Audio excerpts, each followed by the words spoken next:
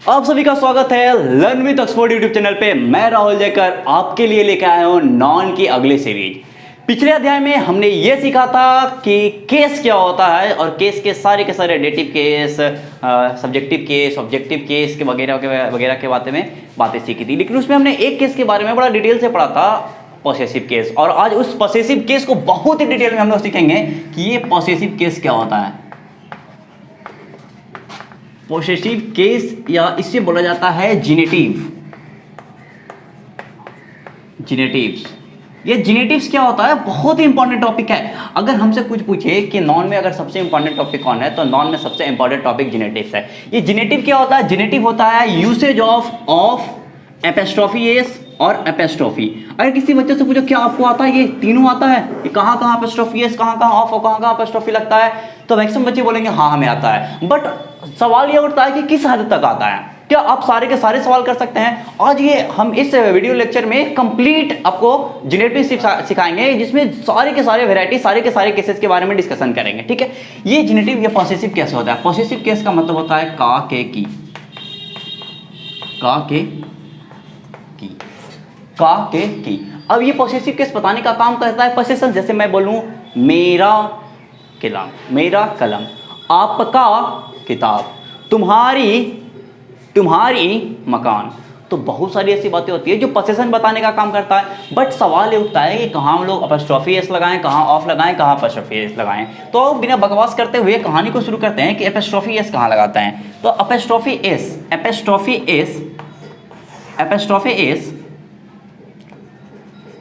S लगाने का काम करते हैं हम लोग लिविंग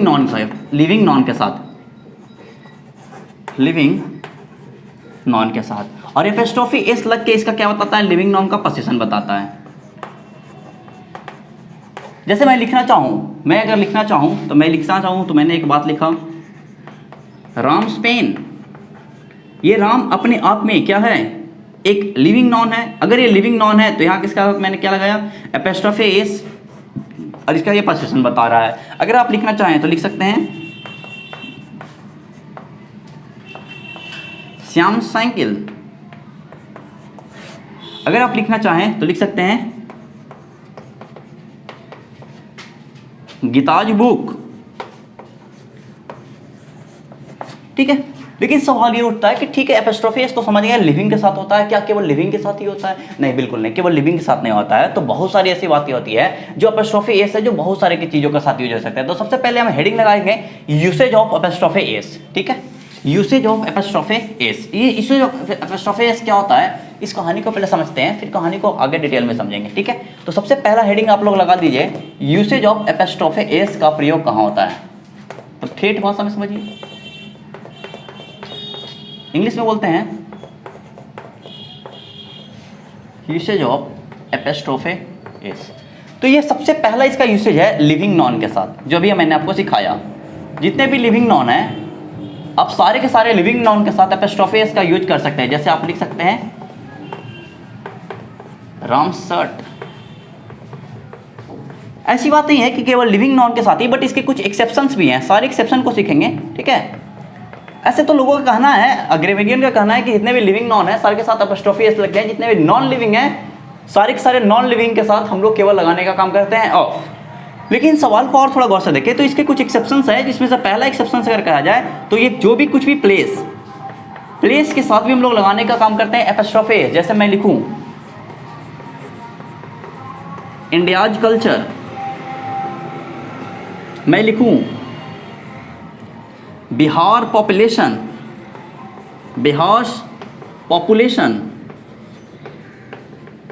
तो ये बातें बिल्कुल अपने आप में सही है। जो भी प्लेसेस बताने का काम करता है उसके साथ हम लोग एपिस्ट्रोफी एस लगाने का काम करते हैं। सेकंड बात बोलते हैं, जो भी टाइम बताने वाले वर्ड हो उसके साथ भी आप एपिस्ट्रोफी एस लगा सकते हैं। जैसे आप लिखना चाहें तो लिख सकते हैं one day apostrophe s leave. अगर आप लिखना चाहें तो लिख सकते हैं 1 month हॉलीडेज।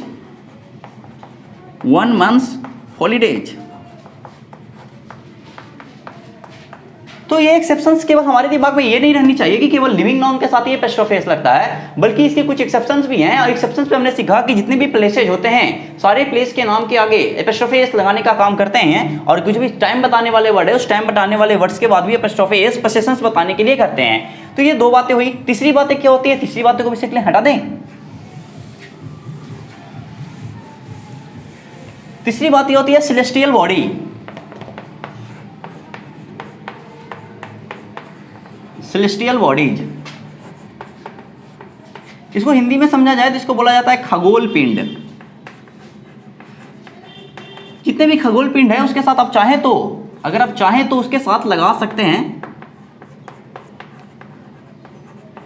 चाहे तो आप उसके साथ लगा सकते हैं एपोस्ट्रोफी एस। जैसे मैं लिखना चाहूं तो लिख सकता हूं मून्स ब्यूटी।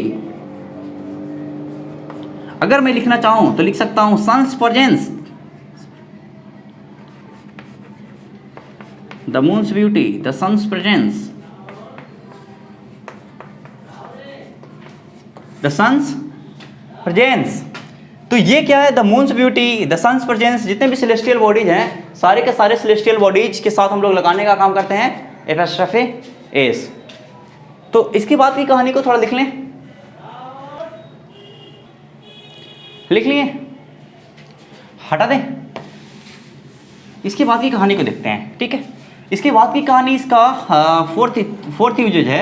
ये बताता है जाके आइडियोमेटिक एक्सप्रेशन।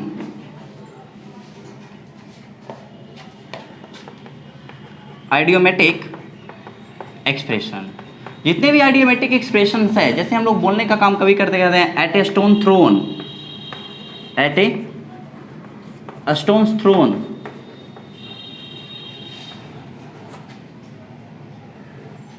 ठीक है। कहने का मतलब जो छोटा सा दूरी है, एक थोड़ा दूरी, इसको फ्रेजल रूप में बोलते हैं एट ए स्टोन थ्रोन, ठीक है। तो यहाँ पर हम लोग एपोस्ट्रोफी एस लगाने का काम करते हैं, ठीक है। ये पांचवा जो बोलता है that is called personification. Personification, ये पर्सोनिफिकेशन क्या होता है इस बात को मैं समझाना चाहूँगा। पर्सोनिफिकेशन क्या होता है कि होती तो चीज़ें नॉन लिविंग है पर ट्रीट लिविंग की तरह करते हैं। मैं फिर से बोलना चाहूँगा, वो चीज़ें होती तो नॉन लिविंग है बट लिविंग की तरह ट्रीट करती है। जैसे अगर मैं बोलना चाहूँ, मैं बोलता चाहूँ the courts order, the courts order.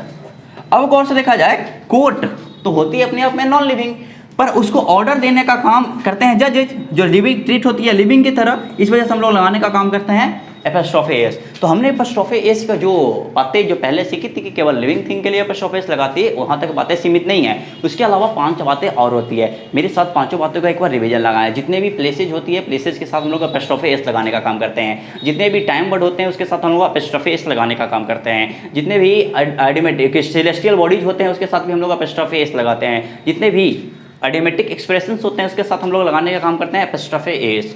और जितने भी आपका हो जाता है पर्सोनिफिकेशन, सारे पर्सोनिफिकेशन के साथ हम लोग लगाने का काम करते हैं एपोस्ट्रोफी एस। तो आपने इत्मीनान के साथ सीखा कि एपोस्ट्रोफी एस कहाँ लगता है। लेकिन इसके बाद एक और बात होती है दैट इज कॉल्ड केवल of.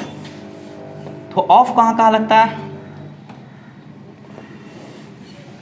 Usage of of, usage of of. अब ऑफ की यूसेज को बात गौर से जाए तो अगर गौर से देखा जाए तो जितने भी चीजें हैं नॉन लिविंग, नॉन लिविंग, तो नॉन लिविंग के साथ हम लोग लगाने का काम करते हैं क्या? ऑफ। जैसे मैं लिखना चाहूं the legs of chair, the pages of this book. तो गौर से देखा जाए ये पेज अपने आप में नॉन लिविंग, लेग्स अपने आप में नॉन लिविंग, तो हम लोग लगाने का काम करते हैं नॉन लिविंग के साथ क्या? ऑफ। नॉन लिविंग के साथ लगाने का काम करते हैं क्या?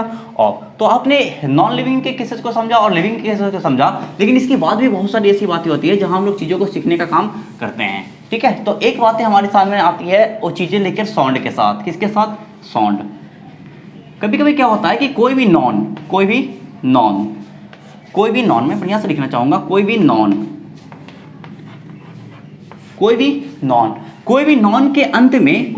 के अंत में, जैसे मैंने एक छोटा सा वर्ड लिखा, इसके नॉन के अंत में साउंड हो एस का, एस साउंड, किसी नॉन के अंत में आ जाए कौन सा साउंड, एस साउंड। अगर नॉन के अंत में एस साउंड आता है, नॉन के अंत में एस साउंड आता है, अगर पहले समझते हैं एस साउंड आता है तो हम लोग लगाने का काम करते हैं केवल अपस्ट्रोफी। मैं इस बात को लिखना चाहूँ कि किसी नॉन के अंत में, किसी नॉन के अंत में एस साउंड आए, एस साउंड आए तो हम लोग केवल एपस्ट्रफे, केवल एपस्ट्रफे यूज करते हैं, यूज करते हैं। मैं इस बात को अगर समझाना चाहूँ, मैंने एक छोटा सा वर्ड लिखा पारस, पारस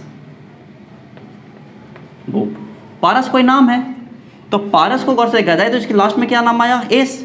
अगर इस नॉन के लास्ट का, नॉन के लास्ट का साउंड एस है तो इसके साथ हम लोग अपस्ट्रोफे एस यूज करने का काम नहीं करते। इसका सही अगर लिखना चाहें तो हम लोग लिख सकते हैं पारस केवल अपस्ट्रोफे बुक, पारस बुक। तो आपने समझा ये कि किसी भी नॉन के अंत में अगर एस साउंड आए तो हम लोग केवल अपस्ट्रोफे यूज करने का काम करते हैं, वट। लेकिन अगर एस साउंड आए तो हम लोग अपस्ट्रोफे लगाते हैं, लेकिन अगर एस साउंड नहीं आए तो, अगर एस साउंड नहीं आए, एस साउंड नहीं आए, अगर एस साउंड नहीं आए, जैसे मैं लिखना है राम, तो हम लोग का एस साउंड अगर नहीं आए, जैसे देखा जाए तो इसमें एस साउंड नहीं है तो हम लोग लगाने का काम करते हैं राम्स, कुछ भी लिख दें, राम्स बुक। अगर एस साउंड नहीं आता है तो हम लोग लगाने का काम करते हैं एपस्ट्रोफे एस। तो आपने साउंड के बेसिस पे भी समझा कि कहाँ कहाँ एपस्ट्रोफे एस लगता है, कहाँ कहाँ एपस्ट्रोफे एस नहीं लगता है। लेकिन अगर गौर से मैं इस बात को थोड़ा सा और समझाना चाहूँ तो मैंने एक छोटी सी बात फिर से लिखी, वही सेंटेंस को, पारस, पारस बुक। तो इस कहानी को अगर गौर से समझा जाए भाई साहब तो कहानी बहुत अच्छी बातें हमें सिखाती है। और कहानी बहुत अच्छी बातें ये हमें सिखाती है कि एस साउंड अगर लगता है तो इसके बाद अगर हम लगाने का काम करें एपस्ट्रोफे एस तो क्या होता है। तो इस कहानी को अगर पढ़ें तो कहानी हो जाती है पारस बुक, पारस बुक। तो ये एस साउंड दोबारा रिपीट होने लगता है तो इसे बोला जाता है हिसिंग साउंड। क्या बोला जाता है, हिसिंग साउंड। और हिसिंग साउंड किसी भी सेंटेंस के प्रोनाउंसिएशंस को भद्दा बनाता है, इस वजह से इसा से एपस्ट्रोफे एस का यूज हम लोग नहीं करते हैं। तो आपने ये समझा कि एस साउंड अगर आता है तो एपस्ट्रोफे एस क्यों नहीं लगाया जाता, क्योंकि ये हिसिंग साउंड क्रिएट करता है और हिसिंग साउंड किसी भी वर्ड के प्रोनाउंसिएशंस को डैमेज करने का काम करता है। इसी वजह से केवल हम लोग यूज करने का काम करते हैं क्या, एपस्ट्रोफे। तो आपको यहाँ तक की बातें आप आराम से लिखें, यहाँ तक की बातें आपने लिख लिया, ठीक है। तो कहानी को लेकर चलते हैं थोड़ा सा आगे, हटा दें, ठीक है।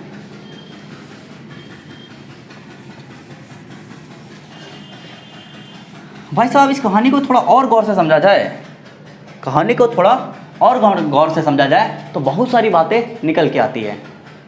और बहुत सारी बातें ये निकल के आती है, जैसे हम लोग जेनेटिक्स पढ़ रहे थे, जेनेटिक्स के केस को थोड़ा सा आगे लेके चल रहे हैं, तो मैं कुछ एग्जांपल आपके लिए और तैयार करना चाहूँगा। इस बात को आप गौर समझिए। मैंने लिखा बॉयज हॉस्टल, ठीक है। और मैं अगर लिखना चाहूँ तो मैंने लिखा बॉयज हॉस्टल। अगर मैं लिखना चाहूँ तो मैंने लिखा बॉयज हॉस्टल। तो इन तीनों बातें में कौन सा सही है, अब कहानी को समझते हैं। बॉयज हिसिंग साउंड, कहानी क्या है, गलत। बॉयज हॉस्टल, अब बताइए क्या एक लड़का का हॉस्टल हो सकता है, बिल्कुल नहीं, एक लड़का का हॉस्टल नहीं होता, ये कहानी प्लुरल होनी चाहिए, तेरी कहानी क्या है, गलत।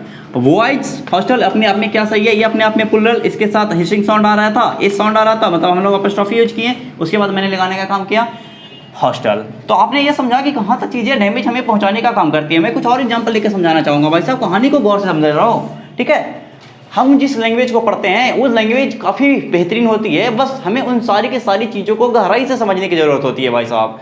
अगर जिन चीज़ों को इन चीज़ों को इतने हम लोग हल्के में ले लेते हैं, जेनेटिव वाले केस को, कह रहे कहूँ भी एस लगा लो, कहीं भी ऑफ लगा लो, कहीं भी एपस्ट्रोफी लगा लो, तो काफ़ी ज़्यादा चीज़ें डैमेज हो जाती है भाई साहब, ठीक है। जो इस लैंग्वेज को हम लोग पढ़ रहे हैं उस लैंग्वेज को काफ़ी बेहतरीन ढंग से समझा जा सकता है, और इस लैंग्वेज को हमें उसी आधार पर सीखना चाहिए जिस लैंग्वेज पे, जिस आधार पे पेपर हमसे डिमांड करती है। हम लैंग्वेज क्यों सीखते हैं? बोलने के लिए। ग्रामर हम लोग बोलने के लिए नहीं सीखते हैं, ग्रामर हम लोग पेपर में यूसेज करने के लिए सीखते हैं। हम लोग सोशंस में अप्लाई करना हमें आता है, हमें आना चाहिए। अगर आपको बहुत सारा इंग्लिश बोलने आता है, आपसे क्वेश्चन नहीं बन रहा है, तो इस इंग्लिश का क्या फायदा?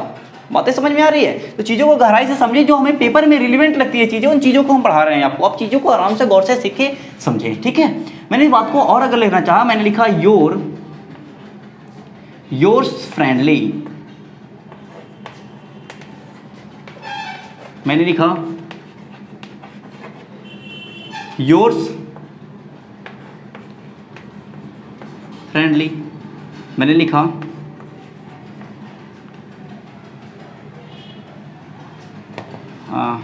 Your friendly.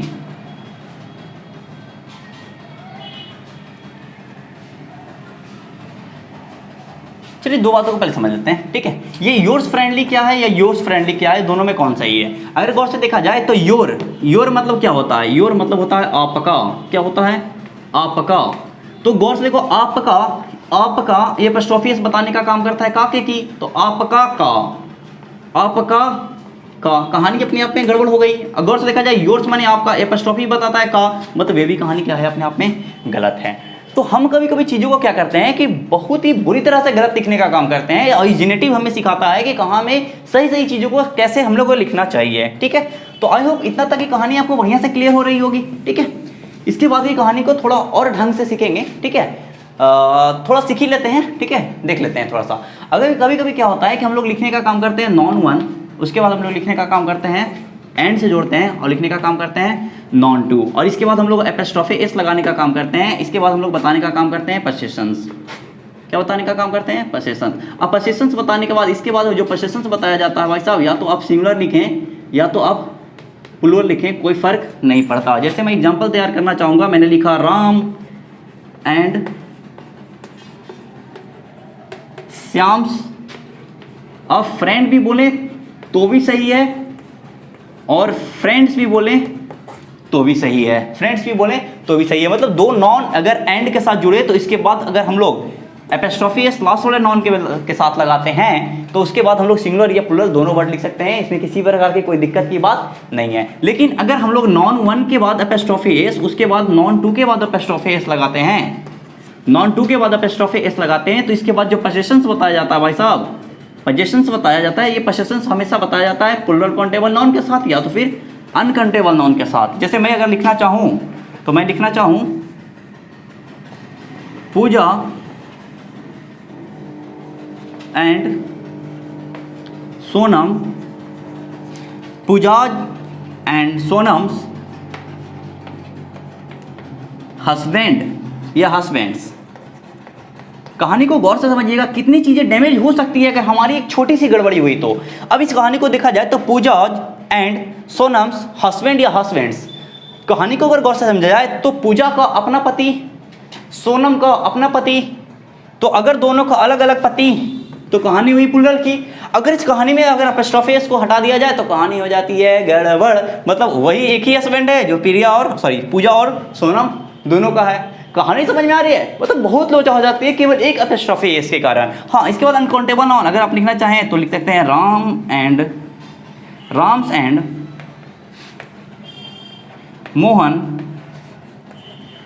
मोहन्स वेडिंग।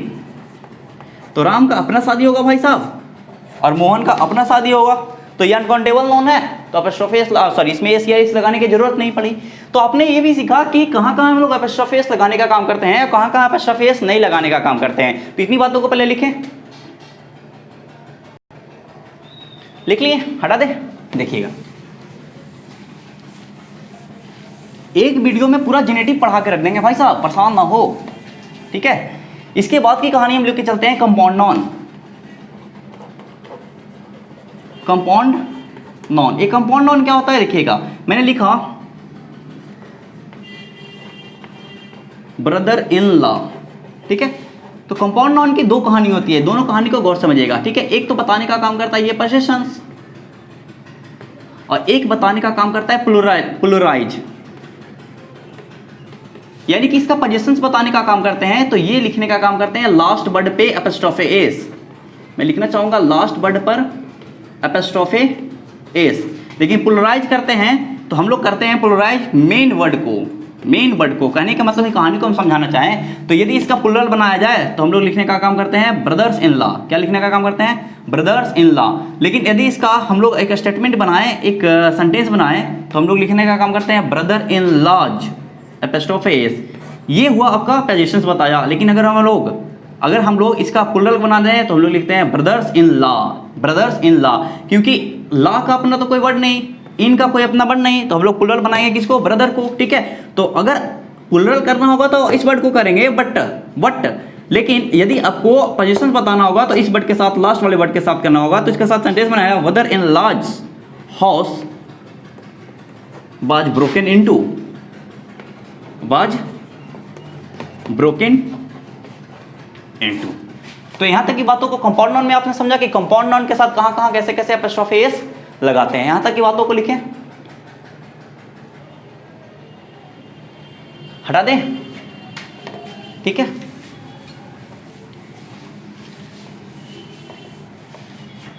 तो यहां तक की कहानी को अब और कहानी को बड़ा ही मजेदार ढंग से समझते हैं और इस कहानी को थोड़ा गौर समझिएगा। मैं लिखना चाहूँ एक छोटा सा sentence, my friend's wife's necklace, wife's diamond ring, my friend's wife's diamond ring was stolen. अगर इस कहानी को अगर मैं और समझाऊं तो मैंने एक लिखा कि नॉन वन के बाद एपोस्ट्रोफी एस, उसके बाद मैंने लिखा नॉन टू के बाद एपोस्ट्रोफी एस, नॉन टू के बाद एपोस्ट्रोफी एस, उसके बाद बता रहा है क्या? पोजीशंस। क्या बता रहा है? पोजीशंस। लेकिन इस कहानी को अगर थोड़ा बेहतरीन ढंग से समझा जाए तो इस कहानी को और बेहतरीन ढंग से समझा जा सकता है। इसको जब इस तरह के सेंटेंस है तो इस तरह के सेंटेंस गलत मानी जाती है और हम लोग लिखने का काम करते हैं सबसे पहले पोजीशंस, उसके बाद इस एपोस्ट्रोफी एस के बदले हम लोग लिखने का काम करते हैं ऑफ, उसके बाद हम लोग लिखने का काम करते हैं नॉन वन के बाद एपोस्ट्रोफी एस, उसके बाद लिखने का काम करते हैं नॉन टू। तब कहानी हमारी हो जाती है सही। अब इस सेंटेंस को अगर सुधारा जाए तो ये सेंटेंस अगर सुधारा जाए तो ये सेंटेंस सुधार के लिखा जा सकता है भाई साहब। पोजीशंस मैंने लिखा diamond ring of my friend's wife